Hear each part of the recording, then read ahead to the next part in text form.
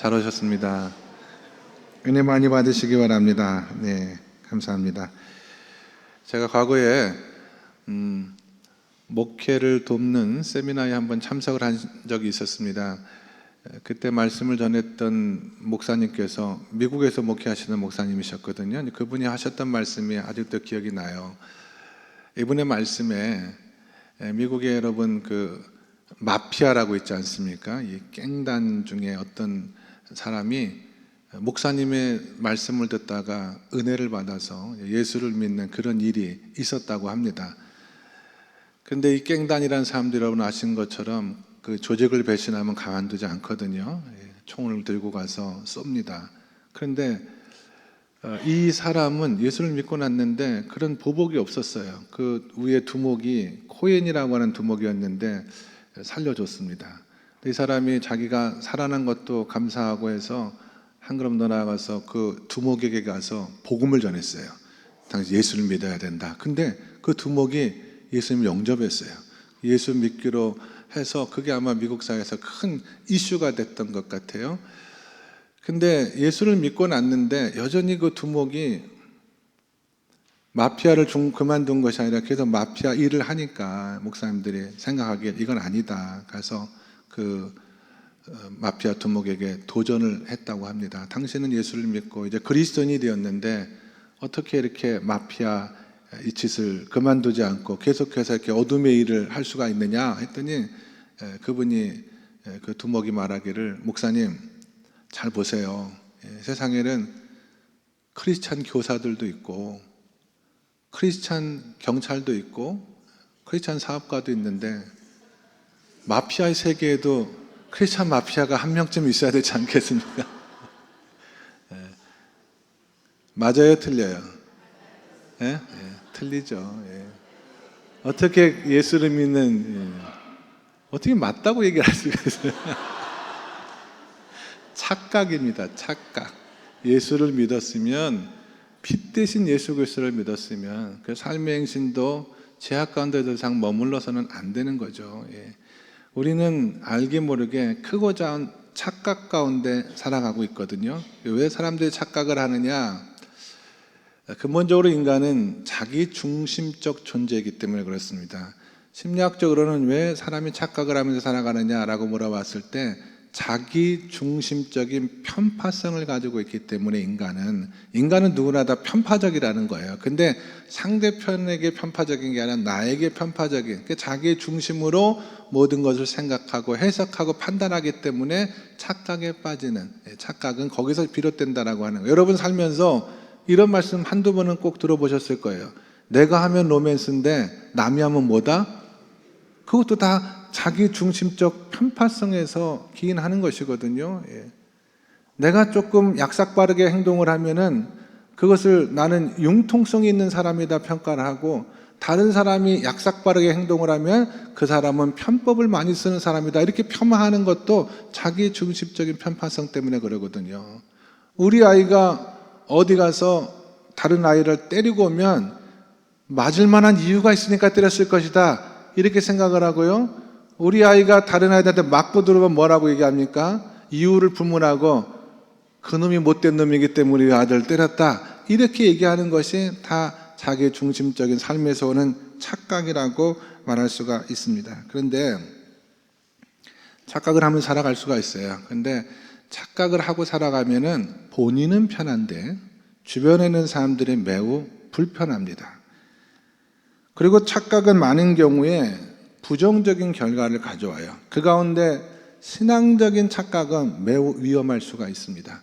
믿음의 문제, 신앙의 문제, 구원의 문제에서 착각을 했다고 생각을 해보세요. 나는 구원받은 하나님의 자녀라고 믿고 살았어요. 그런데 마지막 최후의 심판대 앞에 섰을 때 주께서 성경에 기록된 대로 야, 나 너 모르겠다 라고 말씀하시면 돌이킬 수 없는 큰 어려움 가운데 빠져들 수밖에 없지 않겠습니까? 우리가 읽은 요한일서의 말씀에 사도 요한은 두 가지 착각, 그리스도인들이 신앙생활하면서 가지고 있는 그 당시 예수 믿는 사람들이 가지고 있었던 두 가지 착각에 대해서 이야기를 해요. 하나는 뭐냐면 나는 하나님과 사귐이 있다라고 생각하는 착각이 있다, 이 얘기를 합니다. 무슨 말이냐면 정확히 말하면 하나님과 사귐이 없는 사람이에요. 하나님과 동행하지 않으면서도 스스로 생각하기를 나는 하나님과 동행하고 있어, 나는 하나님과 사귐이 있는 사람이야, 이렇게 착각하고 살아가는 성도들이 교회 안에 있다. 대단히 중요하고 심각한 문제가 아닐 수 없다, 요한이 이야기를 하고 있다라고 하는 것입니다. 6절의 말씀을 한번 읽도록 하겠습니다. 6절의 말씀입니다. 다 같이 시작. 만일 우리가 하나님과 사귐이 있다 하고 어둠에 행하면 거짓말하고 진리를 행하지 아니함 이거니와. 아멘. 하나님과의 사귐이 없는데 요한이 이 말씀을 쓸 당시에는 요한은 누구를 생각하고 이 말씀을 기록했냐면 소위 영지주의를 믿는 사람들을 염두에 두고 이 말씀을 썼어요. 조금 어려운 표현이죠. 우리가 살아가고 있는 20세기는요 물질주의가 지배하는 시대입니다. 물질이 생명보다 더 중요하고 물질이 더 하나님보다 소중한 시대를 우리가 살아가고 있어요. 그래서 이 시대의 가장 중요한 가치는 물질주의예요. 얼마 주면 이거 할 수 있겠느냐, 이런 얘기가 물질이 생명보다 우위했기 때문에 그런 거거든요. 근데 요한이 이 말씀을 기록할 당시에는 영지주의자들이 굉장히 무서운 사상을, 영지주의라는 무서운 사상이 지배하고 있었습니다. 영지주의는 영혼과 육체를 분리하고 구분하는 그런 생각들입니다. 이를테면 영혼은 영원한 것이고 거룩한 것이고 좋은 것인데 그에 비해서 육체는 순간적이고 그 다음에 속되고 나쁜 것이다, 이런 생각을 가지고 있는 사람들이 그 시대에 많이 있었다는 거예요. 이런 생각이 극단적으로 가게 되면 어디까지 이르게 되냐면요, 내가 나쁜 짓을 행하고 잘못된 삶을 삶에도 불구하고 그것이 내 영혼에는 영향을 미치지 않는다, 내가 구원받은 사실은 흔들리지 않는다, 이렇게 생각하고 신앙생활하는 사람들까지 생겼습니다. 그래서 요한이 이 얘기를 한 거예요. 우리가 하나님과 사귐이 있다고 말하면서 어떻게 어둠 가운데 거하고 진리를 벗어난 삶을 살아갈 수가 있겠느냐. 우리가 하나님과 사귐이 있다고 하면서 어둠에 행하면, 진리를 행하지 않으면 그건 거짓말하는 사람이다 얘기를 했는데, 그 당시에는 나는 하나님과 사귐이 있다고 말하면서 어둠 가운데 거했던 사람들이 많이 있었다라고 하는 사실입니다.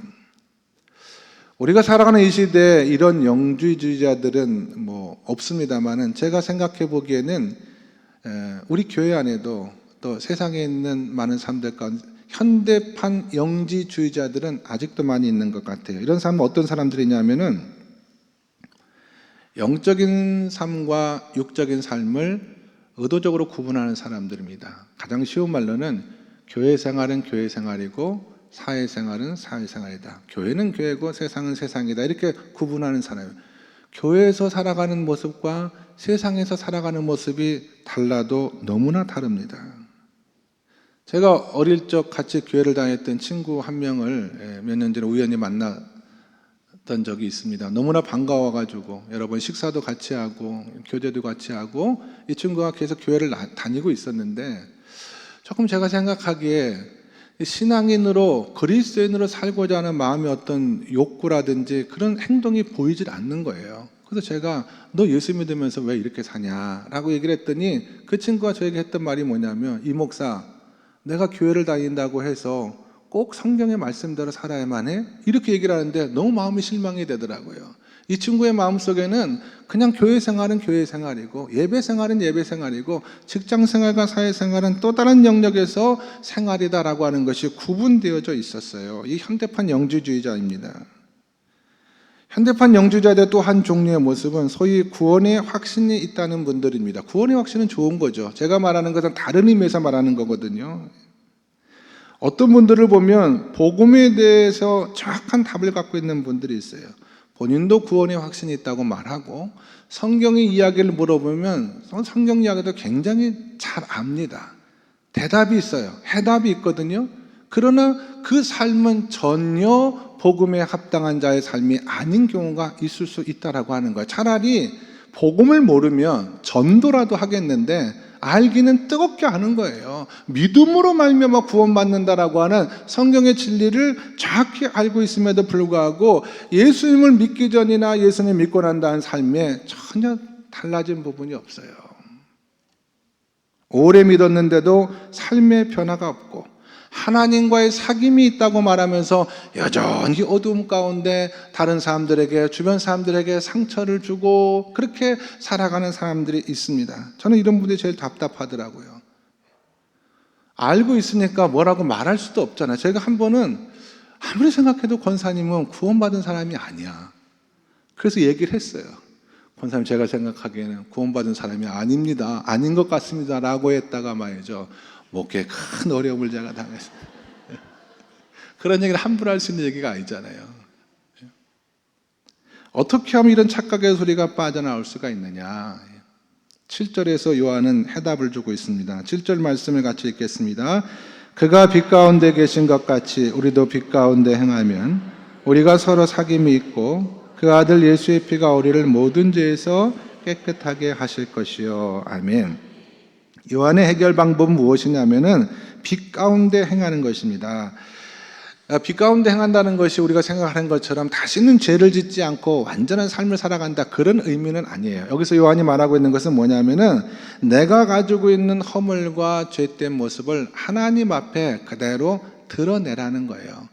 빛은 노출시키는 능력이 있거든요. 하나님 앞에, 말씀 앞에 내 삶을 그대로 노출시킬 때 거기서 하나님과의 사귐이 시작되고 내가 내 모습을 하나님 앞에 정확히 노출시킬 때 거기서 치유의 놀라운 역사가 임하게 된다라고 하는 것입니다.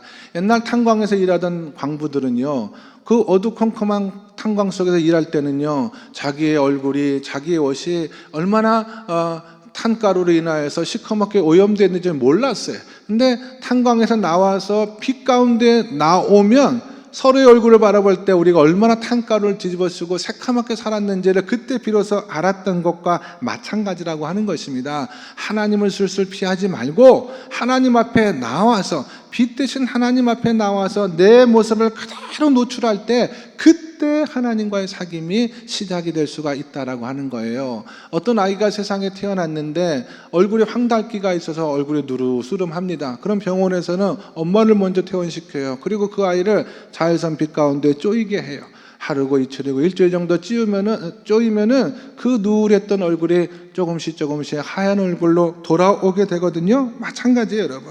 우리가 빛 가운데 내 자신을 노출하면 하나님의 임재를 경험할 수가 있고요, 하나님의 빛을 통해서 우리가 어떤 사람인가를 돌아볼 수 있는 은혜가 거기에 있습니다. 그래서 하나님의 임재가 있는 예배의 자리라든지 말씀을 공부하는 자리라든지 특별히 목장 모임 같은 데 가서 자신의 삶을 하나님 앞에 끊임없이 비춰보는 훈련이 굉장히 중요합니다. 그래야지 말씀을 읽다가도 이 말씀이 나에게 주신 말씀이구나, 내가 이런 사람이었구나라고 하는 깨달음이 오는 것이고, 설교 말씀을 듣더라도 목사님께서 하시는 말씀이 곧 나에게 하신 말씀이구나라고 하는 깨닫는 은혜가 있게 되는 거예요. 우리가 하나님의 말씀 앞에, 빛 앞에 우리 자신을 온전히 드러내면 거기서부터 하나님과의 진실된 사귐과 치료의 역사가 나타날 수가 있다. 이게 바로 요한이 이야기하는 처방이었거든요. 물론 우리가 빛 가운데 노출되는 것이 기분 좋은 일은 아니에요. 어쩌면 착각하고 살아갈 때가 훨씬 더 마음 편하고 좋습니다. 저는 그런 때가 있었거든요. 저는 목사이기 때문에 굉장히 사랑이 많은 사람인 줄 알았어요. 그런데 어느 날 빛 대신 하나님 앞에 내 모습을 비춰보았을 때 내가 이렇게 메마른 사람이었나? 이렇게 사랑을 모르는 사람이었나? 깨닫는 순간이 있었거든요. 여러분이 어떻게 저를 보실지 모르겠지만 저도 꽤 질투심이 많은 사람이에요. 어떻게 알 수 있냐면은 어떤 교회에 좀 문제가 생겼다고 그러면은요, 귀가 솔깃해가지고 그게 왜 그렇대? 이렇게 물어봐요. 근데 어떤 교회가 막 부흥되고 잘 된다고 그러면 듣기가 싫어요. 그 마음이 내 마음속에 있는 거예요. 그래서 내가 정말 목사님에서도 시기가 많고 질투가 많은 사람이라는 것을 어떻게 아느냐? 하나님 앞에 빛 가운데 노출될 때 비로소 깨닫게 된다는 거. 그전엔 몰랐어요. 그 하나님 앞에 깨닫는 순간에 하나님의 치유를 경험할 수가 있는 거예요. 이게 하나님과의 사귐이 가져다 놀라운 은혜거든요. 정직하게 하나님 앞에 내 자신을 노출시킬 때 거기서 진정한 사귐 역사가 일어나게 된다. 이거는 사람 사이의 관계도 마찬가지라고 하는 것입니다. 인간과 인간 사이. 오늘 7절의 말씀에 보시면 그가 빛 가운데 계신 것 같이 우리도 빛 가운데 행하며 우리가 서로 사귐이 있다 그랬죠. 사람과 사람 사이에 이런 참된 사귐도 정직하게 자신을 노출할 때 가는 거예요. 제가 목장 모임을 하면서 왜 나눔을 강조하느냐, 왜 성도들의 삶을 나누는 것이 중요하다는 이야기를 계속하는 이유도 바로 거기에 있는 것입니다. 여러분, 목장 가가지고 좋은 얘기, 은혜만 되는 얘기, 이런 얘기만 하면 이상하게 나눔은 있는데 진정한 사귐이 일어나지 않는 경우가 많거든요. 딱 거기까지예요. 그렇게 1년, 2년, 4년, 3년을 사고도 그 사람, 그 가정이 가지고 있는 기도 제목이 무엇이며 어떤 문제를 힘들어하고 어떤 문제를 하나님 앞에 기도하는 것을 목장 식구들이 몰라요. 진정한 사귐과 나눔이 없었기 때문에 그렇거든요. 근데 어떤 목장에 가면은요, 진실된 노출과 나눔을 통해서 정말 가족보다도 더 소중한 인간관계를 주 안에서 맺고 살아가는 그런 목장 식구들도 있어요. 왜 그러느냐? 자신의 어려운 부분, 부족한 부분, 부끄러운 부분까지라도 서로 믿고 나누고 의지하고 기도하는 가운데 참다운 사귐이 그 안에서 일어나기 때문에 그런 거예요. 옛날 어렸을 때 친구들이 만나면 마음 편한 이유가 뭔지 아십니까? 같이 나쁜 짓을 많이 했거든요. 서로 다 알아요. 그러니까 만나면 편한 거예요. 그러니까 목장에서도 서로 정말 상대방에 대한 자연스러운 어떤 노출이라고 할까요? 그것이 사랑 안에서 같이 보호가 되고 같이 기도가 되고 이런 모임을 통해서 참다운 사귐이 일어날 수가 있는 것이고, 그것이 바로 하나님과 동행하고 하나님과 사귐의 삶을 살아갈 수 있는 중요한 원리가 된다라고 하는 말씀입니다. 우리 성도님들, 하나님 앞에 노출된 삶을 사셔서 하나님과의 사귐에서 오는 따뜻함도 경험하고 성도들 사이에서 진실을 경험할 수 있는 그런 믿음의 귀한 종들이 다 될 수 있기를 예수님의 이름으로 간절히 축원합니다. 이게 하나님과의 관계에서 오는 첫 번째 착각이었어요. 하나님과의 사귐이 없으면서도 나는 하나님과 사귐이 있는 줄로 착각하고 살았던 성도들이라는 말씀이었고요. 두 번째는 무엇이냐면 죄가 없다는 착각입니다. 죄를 짓고 살아감에도 불구하고 나는 죄가 없다, 잘못이 없다 생각하는 사람들이 교회 안에 있었다라고 하는 거예요. 8절 말씀 읽도록 하겠습니다. 8절 다 같이 읽겠습니다. 시작.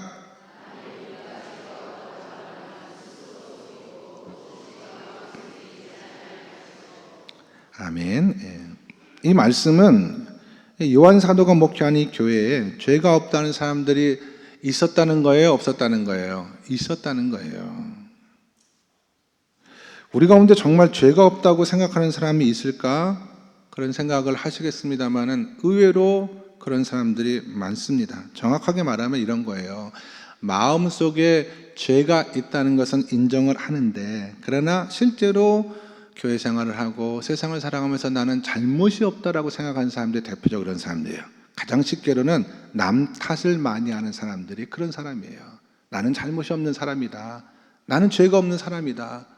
나는 문제가 없는데 우리 남편 때문에 우리 가정에 문제가 생기는 것이고, 나는 잘해주려고 하는데 저 사람이 문제가 있어서 내가 내 마음을 알아주지 못하고 그래서 관계에 어려움이 생기고 문제가 생긴다, 이렇게 생각하고 살아가는 사람들이 주변에 얼마든지 있을 수 있다라고 하는 것입니다.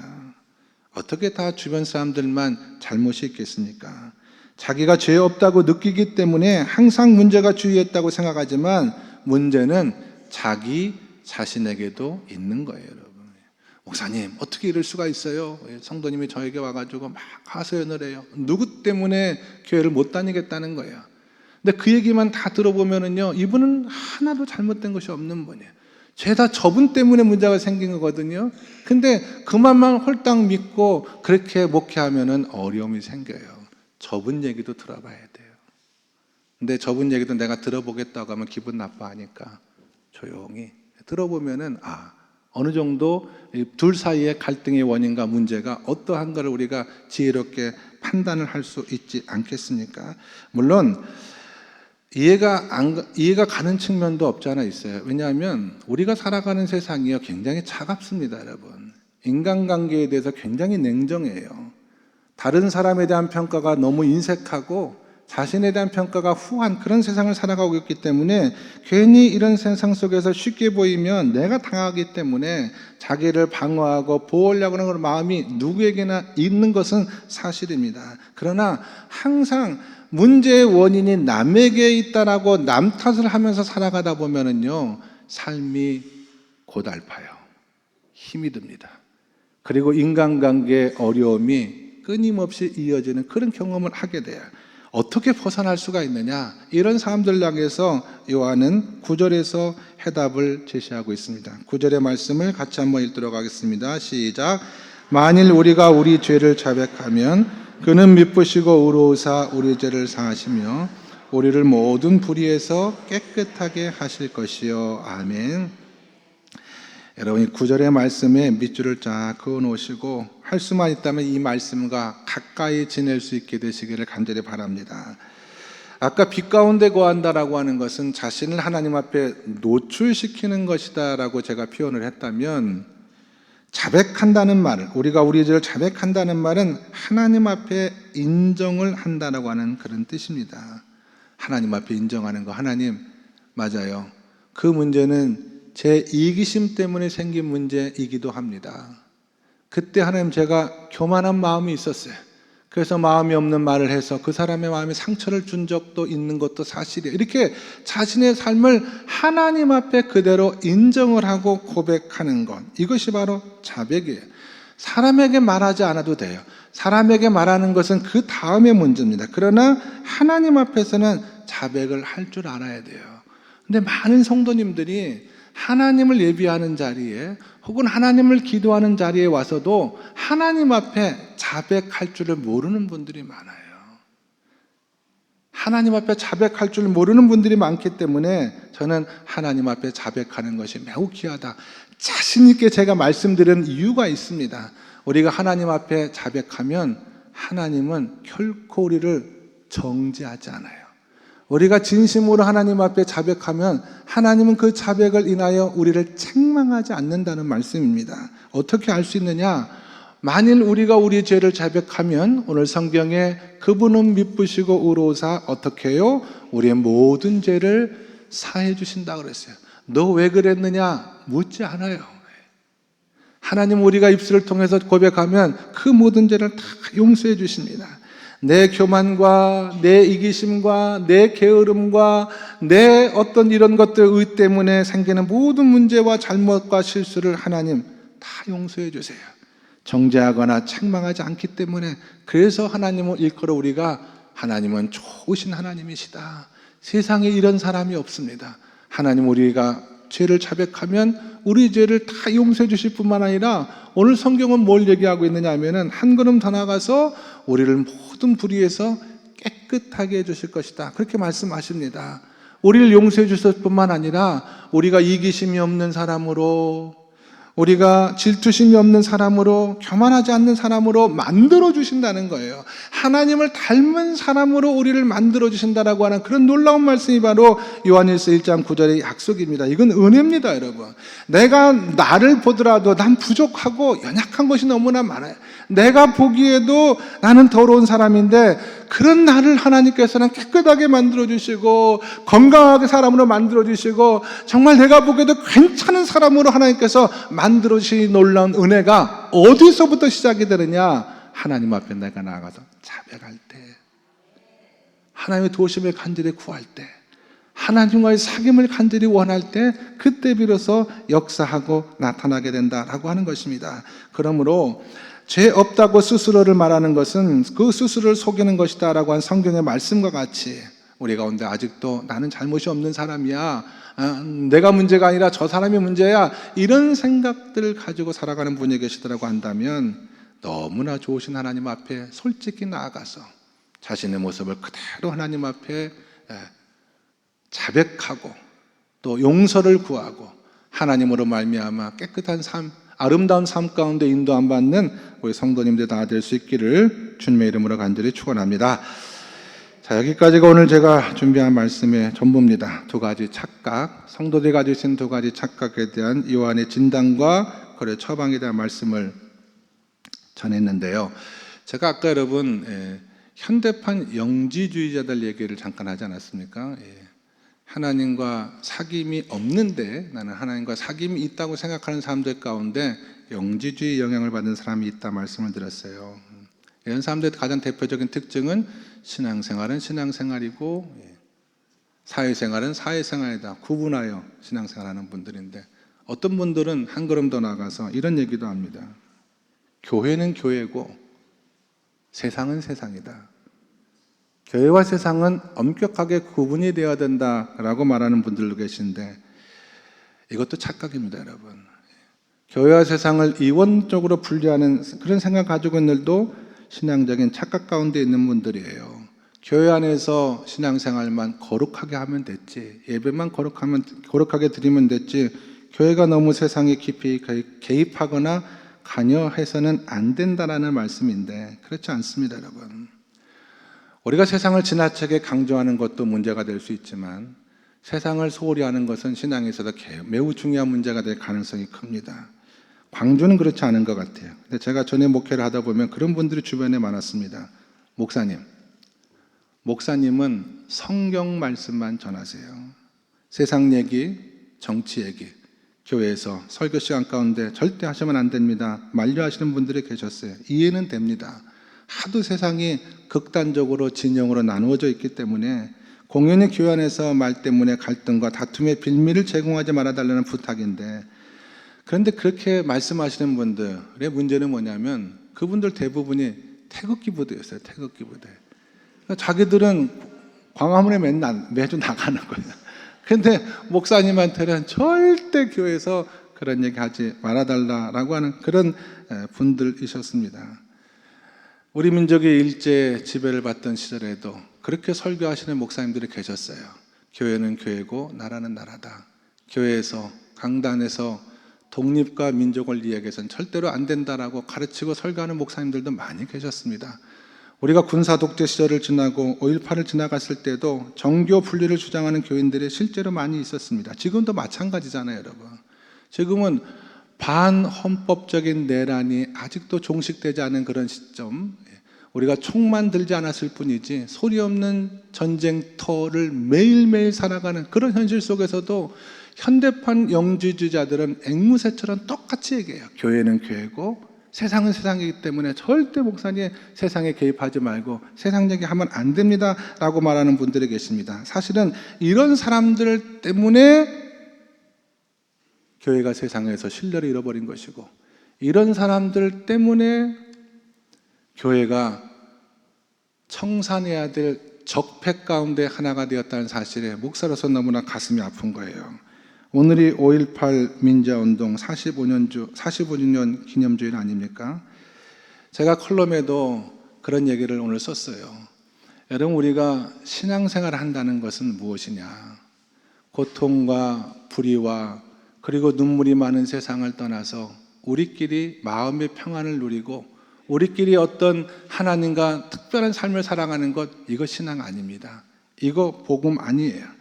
복음은 언제나 하나님과 함께 현실과 세상과 악의 한복판을 뚫고 지나가는 것이고, 죽음을 뚫고 부활하는 것이 복음이고요, 악을 뚫고 이 세상에 하나님의 의와 평강이 이루어질 수 있도록 하나님 나라를 이루어 세워가는 것이 바로 복음의 핵심입니다.